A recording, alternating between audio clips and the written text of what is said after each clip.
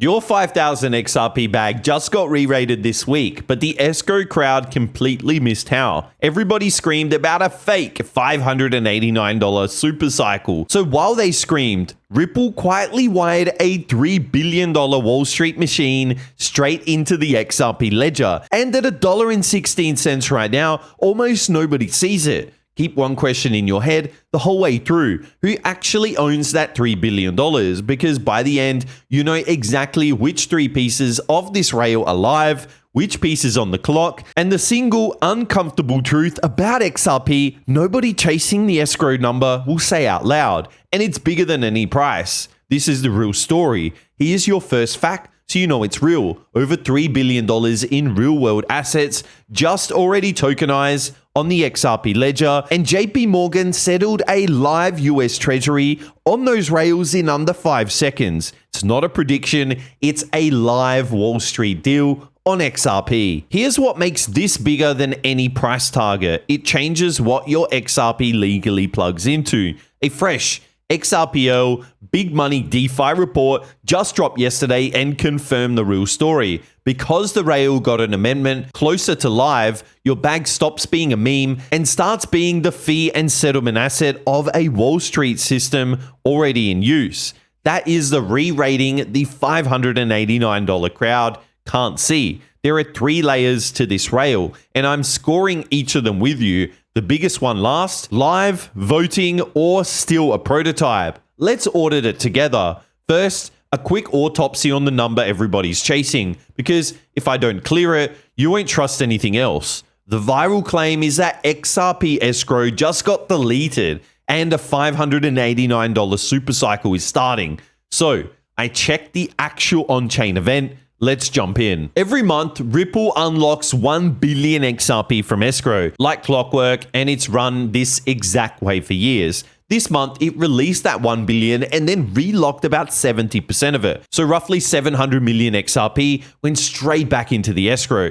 The amount that actually hit circulation was about 300 million. And here is the key part. That is roughly the same monthly drip Ripple has released the entire time. Nothing got deleted. No supercycle switched on. Circulating supply barely moved. It's the same programmed release and relock it always was. A headline dressed up as an event. A routine relock is simply not the story, and anybody selling you this $589 target off is selling you a feeling.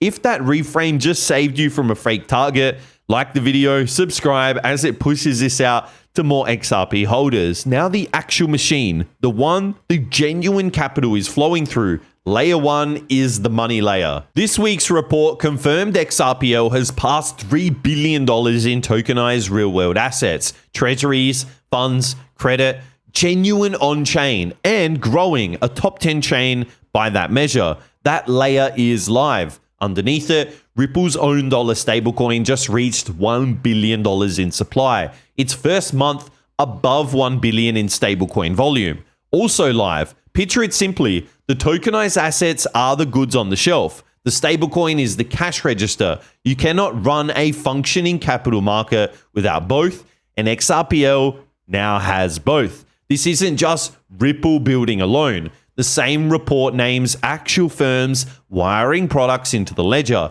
Evernorth on the treasury side, Hidden Road, the prime broker Ripple acquired this year. On the professional trading side, and Axla bridging XRPL to other chains. That is the whole developer ecosystem, not a single company press release. And that is exactly why a 3 billion number is growing instead of sitting still. Your first big question? Drop it below. Comment mechanism if you would rather own the rail underneath of all of this, or comment escrow if you still think a monthly unlock is the story. And that is only layer 1.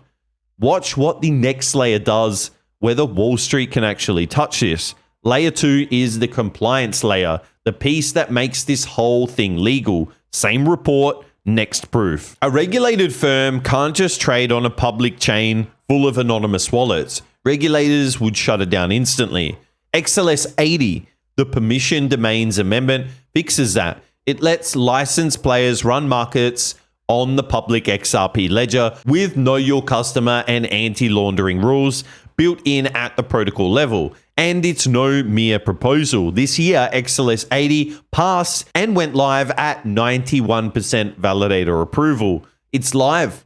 This is the unglamorous plumbing the price target crowd never mentions. And it's the single biggest reason JP Morgan could settle on XRPL at all. Here is the reframe, and I need you to absorb it. The rail is not coming. The money layer is already live. The compliance layer is live. The JP Morgan pilot is done. We're not waiting for the future. We're auditing a system that is mostly already switched on, which brings us to the big piece that is not yet switched on. Layer 3, this is one of the biggest ones, the lending layer. XLS65 and XLS66 are the two amendments in active validator voting. Plainly, 65 builds single asset vaults and 66 builds fixed term, fixed rate lending for large players directly into the ledger, the credit market that today lives inside Wall Street. This is the layer that turns XRPL from a settlement layer into a full big money finance system. Now, the honest part, because I won't sell you a fantasy, these two are still dark.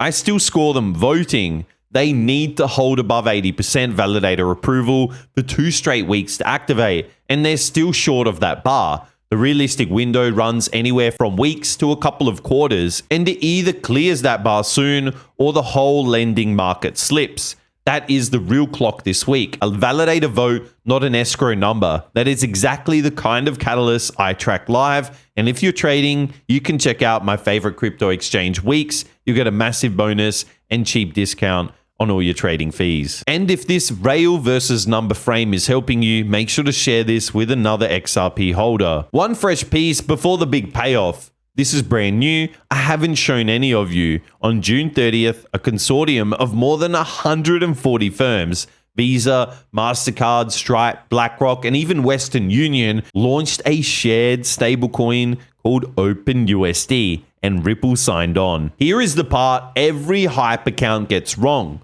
Ripple did not join as an issuer, and it keeps its own dollar coin. OpenUSD launches itself on Solana, Stellar, Base, and Polygon, not primarily on XRPL. So don't let anybody tell you BlackRock and Visa are now on the XRP Ledger. That is not what happened. What actually happened is smarter. Ripple hedged. It keeps all of its own rails and slots the XRP Ledger underneath the biggest Wall Street-backed stablecoin standard on the planet. So XRPL earns settlement traffic no matter which coin wins. The honest risk, spoken plainly, OpenUSD is backed by Visa and BlackRock, so it could also compete with Ripple's own coin. That is real tension, a hedge, never a slam dunk. And one more honest rail, XRPL's total value is a fraction of Ethereum or Solana's DeFi. That is quietly, early, and far from already dominant. That is exactly the nuance a $500 plus price target will never give you. Now the uncomfortable truth I promised you at the start. The part that separates a holder who understands the XRP bag from one who is just hoping. Let's go back to the JP Morgan settlement that cleared in under 5 seconds. Almost nobody will tell you this. The asset that actually did the bridging in that deal was not XRP. It was Ripple's dollar stablecoin. While XRP's job was to pay the tiny network fee every XRP Ledger transaction pays. Read that twice, because the Ledger target crowd buries it. In the flagship Wall Street pilot, XRP was the fee, never the settlement dollar. Is that bearish? A lot of people panic here.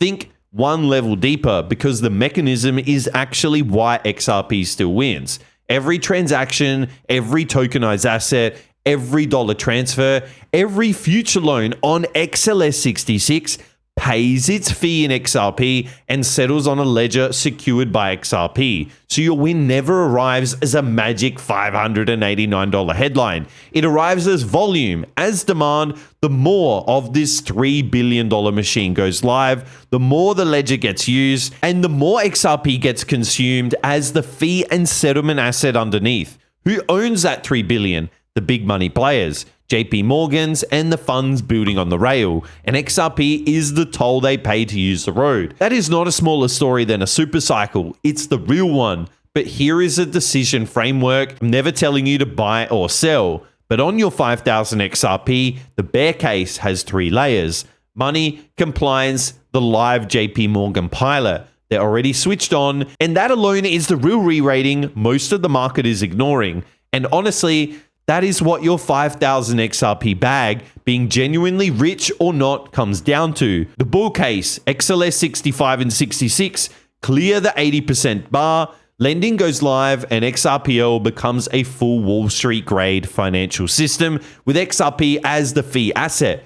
Your kill signal, the one thing that would make me step back. If XLS 65 and 66 fail to hold that 80% validator approval for 2 straight weeks, the lending rail stalls for a quarter and the thesis slows. Watch the vote, not the memes. Like and subscribe as I'll break down that vote the day that it lands. So here's the final verdict. Own the rail, not the number. While retail argues about this fake $589 supercycle, a real $3 billion Wall Street machine got wired into the XRP Ledger. Most of it already live, 1 lending piece on the clock. And that is what actually re-rates your 5,000 XRP. Stay smart, stay early. If you've enjoyed today's video, smash the like, subscribe, tap that notification bell as it helps push this video out to more XRP holders. Don't forget, this is not financial advice and only for entertainment. I'll see you in the next video.